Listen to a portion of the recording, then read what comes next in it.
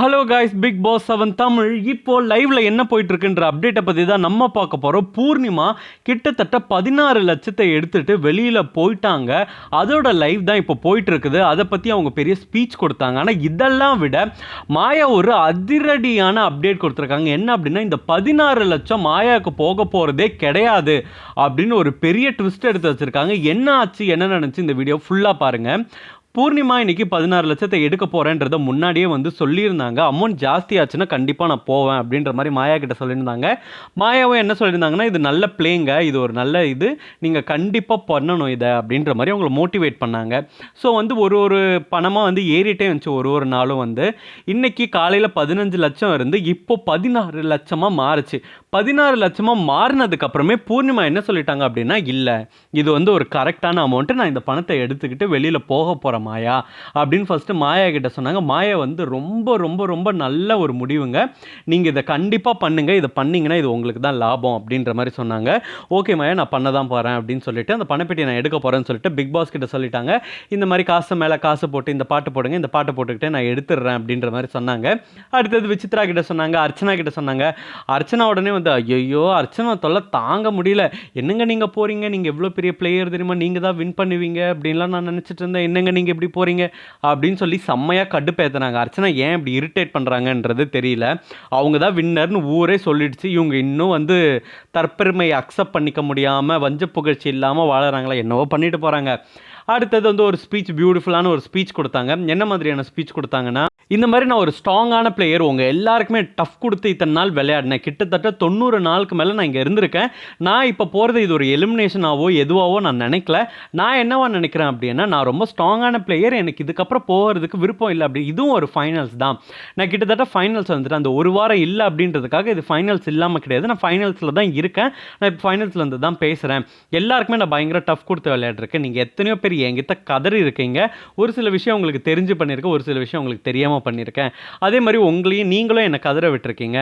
அது மாதிரி உங்கள் எல்லாருக்குமே சாரி, நான் உங்களை ரொம்ப ஹர்ட் பண்ணியிருந்தேன், உங்களை நான் ரொம்ப கஷ்டப்படுத்தியிருந்தேன்னா சாரி. நீங்களும் என்னை கஷ்டப்படுத்திருக்கீங்க, அதனால நீங்கள் எனக்கு மன்னிப்பெல்லாம் கேட்க வேண்டாம், நானே மன்னிச்சு விட்டுறேன் அப்படின்ற மாதிரி சொன்னாங்க. அதெல்லாம் சொல்லிவிட்டு அதுக்கப்புறம் என்ன சொன்னாங்கன்னா, நான் இப்போ இதை பணத்துக்காக எடுத்துகிட்டு போகல, எப்படியா இருந்தாலும் நான் கண்டிப்பாக வந்து ஃபைனல் ஸ்டேஜுக்கு போயிருப்பேன், அந்த நம்பிக்கை எனக்கு இப்போவுமே இருந்துகிட்ருக்கு. நான் இந்த வாரம் எலிமினேட் ஆகி ஓடிடுவேன் அப்படின்றதுனால நான் இந்த பணத்தை எடுக்கவே இல்லை. நான் இது எடுத்ததுக்கு ஒரே ஒரு காரணம் என்னென்னா, யாரோ ஒருத்தர் இந்த பணத்தை எடுத்து தான் ஆகணும், எடுக்காமல் இருக்க போகிறது கிடையாது. நான் ஒரு நல்ல அமௌண்ட் வந்தால் எடுத்துகிட்டு போகலாம் அப்படின்ற ஒரு மைண்ட் செட்டில் தான் இருந்தேன். ஒரு நல்ல அமௌண்ட் வந்துருச்சு, நான் இப்போ எடுத்துகிட்டு போகிறேன், அவ்வளோதான் அப்படின்ற மாதிரி எல்லாருக்கிட்டையுமே சொன்னாங்க. எல்லாருக்குமே சொல்லிட்டு குட் ப்ளே நல்லா பண்ணீங்க அப்படின்ற மாதிரி சொன்னாங்க. அதுக்கப்புறம் பெட்டி எடுக்க போனாங்க.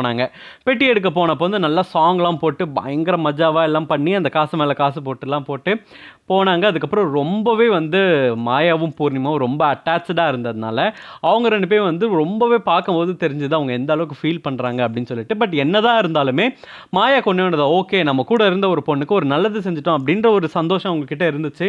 ஓகேம்மா நீ போய் நல்லாரு அப்படின்ற மாதிரி சொன்னாங்க.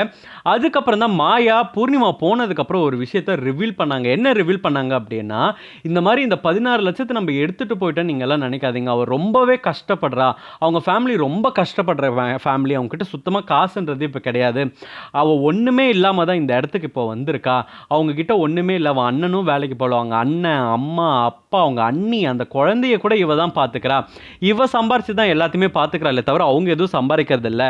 ஸோ அவள் வந்து ஜீரோவில் இருந்தா, இந்த கான்டென்ட் வீடியோ அவளே போஸ்ட் பண்ணி தான் வந்து இந்த அளவுக்கு அவள் வந்திருக்கா. இந்த அளவுக்கு வந்ததுக்கு காரணம் பூர்ணிமா மட்டும்தானே தவிர பூர்ணிமா தவிர வேறு யாரும் கிடையாது. அதனால் இந்த 16 லட்சம்ன்றது அவளுக்கு ரொம்பவே யூஸ்ஃபுல்லாக இருக்கும். ஏதோ ஒன்று அவள் கான்டென்ட் பண்ணுறாளோ, அவள் புதுசாக யூடியூப் கிரியேட் பண்ணுறாளோ, இல்லை அவங்க அம்மா அப்பாவுக்கு செலவு பண்ணுறாளோ, இல்லை அவள் ஃபிலிம்காக பண்ணுறாளோ, என்ன பண்ணாலும் சரி பூர்ணிமாக்கு இந்த பணம் வந்து ஒரு பெனிஃபிட் அப்படின்னு தான் சொல்லணும். அதனால தான் என்னென்னு அவளை எடுத்துக்கோ நிறைய இடத்துல சொன்னேனே தவிர அதை தாண்டி வேறு எந்த விஷயமும் இல்லை அப்படின்னு சொல்லிட்டு, இந்த 16 லட்சம் கூட பூர்ணிமாக்காக போகாது, கண்டிப்பாக அவங்களோட ஃபேமிலிக்காக தான் போவோம். இது அவங்க ஃபேமிலி தான் எடுத்துக்க போகிறாங்க, அவங்க ஃபேமிலியோட யூஸ்க்காக தான் இது எல்லாமே பண்ணுறாங்க அப்படின்றத ரொம்பவே அழகாக மாயா வந்து சொல்லியிருந்தாங்க. நீங்கள் என்ன நினைக்கிறீங்க, இந்த 16 லட்சம் பூர்ணிமா டிசர்விங்காக இல்லையா, நீங்கள் என்ன நினைக்கிறீங்கன்றத கமெண்ட் பாக்ஸில் கமெண்ட் பண்ணுங்கள். இந்த மாதிரி பிக் பாஸ் அப்டேட்டை தெரிஞ்சுக்கணுன்னா ஸ்க்ரீன் டாக்கர்ஸ் சேனலுக்கு சப்ஸ்கிரைப் பண்ணுங்கள்.